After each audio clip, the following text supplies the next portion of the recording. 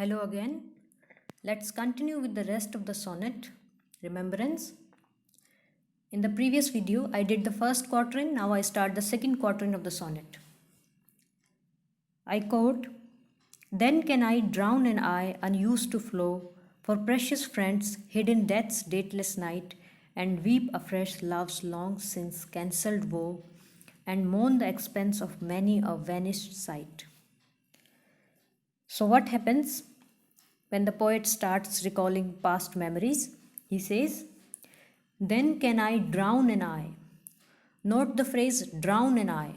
Eyes drowned in tears. See, eyes do not drown in tears, they just get filled with tears. So, what's the poet doing here is he is exaggerating the facts. When he says, "Then can I drown an eye unused to flow," he starts crying. His eyes get filled with tears, and eyes which are unused to flow. Though he is not used to cry, but he starts crying when he is reminded of his old memories and unused to flow. Drown an eye, unused to flow. The eyes which were not even habit in the flowing, now they are drowning in tears. And for whom does he cry? For precious friends hid in death's dateless night. He is crying for his precious friends, for his valuable friends, for his dear friends hid in death's dateless night. He starts crying for his dear friends who are hidden in the darkness of death and which is also dateless. Dateless means there is no end to the night of death. So his friends will never come back who have disappeared into the night of death. The thought of his dead friends makes him sad. And weep afresh love's long since cancelled woe. And this makes him to weep afresh. Weep afresh means to weep again in a fresh manner. He wept then for those sad things, and now he is weeping again. Love's long since cancelled woe. It seems as if he is talking about his long lost love here, about which he has completely forgotten. It's a cancelled woe, a woe that is forgotten, but now he is remembered of it, and this feeling of his unfulfilled love makes him weep afresh, makes him weep again in a fresh manner, and mourn the expense of many a vanished sight. He says, and I also mourn, I also feel sad for sights, for scenes which are vanished, which are disappeared. Expense means the loss of many a vanished sight. See, these vanished sights can be the places he had been to and which are changed or destroyed over time, or it can be his dead friends whom he cannot see anymore. So whatever it is, he starts lamenting for it when he is in a thoughtful mood. Third quatrain. Then can I grieve at grievances foregone, and heavily from woe to woe tell over the said account of fore bemoaned moan, which I now pay as if not paid before. He says, then can I grieve at grievances foregone. Grieve to mourn, to feel sad. He says, I grieve, I mourn, I feel sad for the grievances. For the grievances means for the complaints, for the sorrows, for the problems of his old life.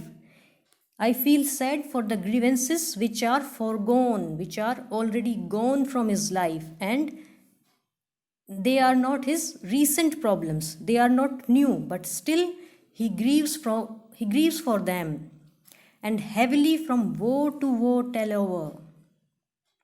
And heavily and with a heavy heart he goes from one woe to another woe. So this becomes a a chain of sad memories in his mind. The sad account of fore bemoaned moan, and which I now pay as if not paid before. The sad account.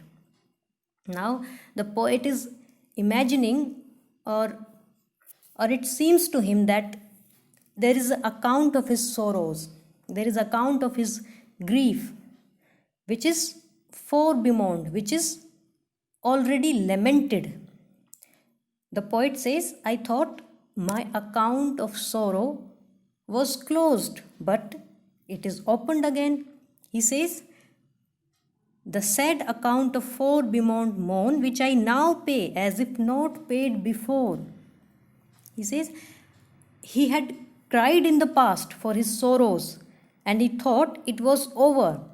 The sad account had been paid up in the past, but now it is open again. The debt of pain is opened again, and which I now pay as if not paid before. And the payment is his tears.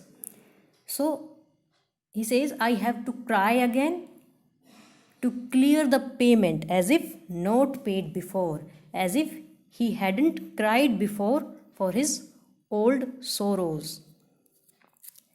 The last couplet. But if the while I think on thee, dear friend, all losses are restored and sorrows end. See, all through the poem, the poet was feeling sad about his condition, about his losses, but here, in these last two lines, the mood of the poem, the mood of the poet changes. In the above three quatrains, he was feeling sad about things which he couldn't get, about the waste of his precious time. He is mourning the expense of many of vanished sights, and so on. But the mood of the poet changes here in this last couplet when he says, but if the while I think on thee, dear friend, all losses are restored and sorrows end. He says, but the moment, if the while means, but the moment I think of you, who is you? His dear friend, the fair youth, to whom this sonnet is dedicated. But who this fair youth is, it's unknown. So he says, it's true that all these past memories disturb me, trouble me, but if the while I think on thee, dear friend, but whenever I think of you, my dear friend, all losses are restored and sorrows end. My losses are restored and sorrows end. So the remedy, the cure for all of the poet's sorrows and problems and losses lies in the thought of his dear friend, the fair youth. A beautiful ending of the sonnet by William Shakespeare. I hope the sonnet is clear to you. Thank you.